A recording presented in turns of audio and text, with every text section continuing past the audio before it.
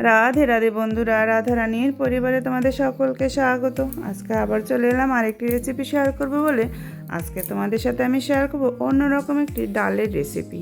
তো তোমাদের কার কার এই ডালটি ভালো লাগে সেটা আমাকে কমেন্টে জানিও। এই দেখো, আমি নিয়ে নিয়েছি সিমের দানা বা সিমের বীজ, যে যাই বলো না কেন। এইটাকে আমি বেশ ভালোভাবে পরিষ্কার করে ধুয়ে জলে ভিজিয়ে রেখেছি। এবার এই গামলাটা শুদ্ধই আমি হালকা একটু উষ্ণ গরম করে নেব।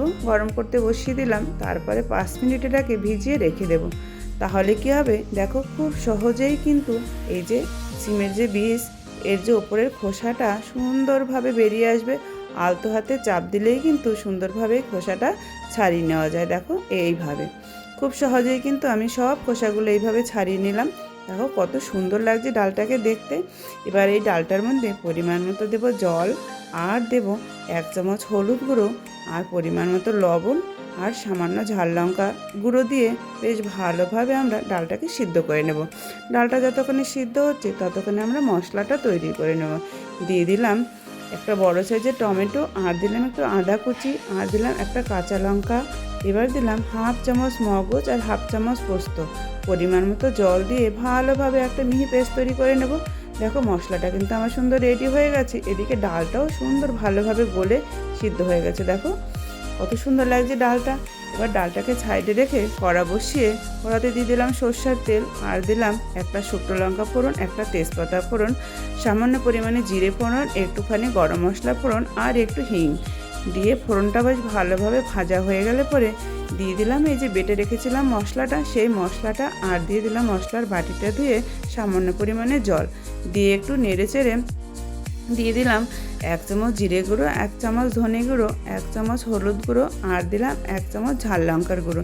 এগুলো সবই দিলাম আমি ছোট চামচের 1 চামচ করে।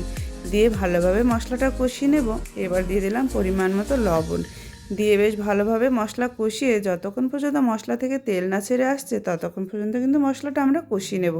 মশলাটা আমার কষানো হয়ে গেলে এবার আমি দিয়ে দিলাম সিদ্ধ করে যে রেখেছিলাম সিমের দানার ডালটা, সেটা দিয়ে এবারে দিয়ে দিলাম সামান্য পরিমাণে গরম জল দিয়ে ভালোভাবে আমরা 5 মিনিটের জন্য ঢেকে দেব। ফিরে এলাম 5 মিনিট বাদে। দেখো ডালের কালারটা কত সুন্দর এসছে, আর দেখতে কত ভালো লাগছে।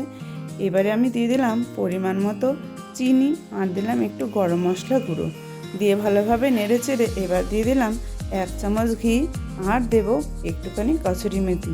দেখো সিমের যে দানার বা বীজের ডাল, সেটা কিন্তু আমার পরিপূর্ণভাবে হয়ে গেছে। এই সিমের দানার ডাল তোমাদের কার কার পছন্দ, আর কে কে রান্না করতে ভালোবাসো, সেটাই কিন্তু আমাকে কমেন্টে জানিও।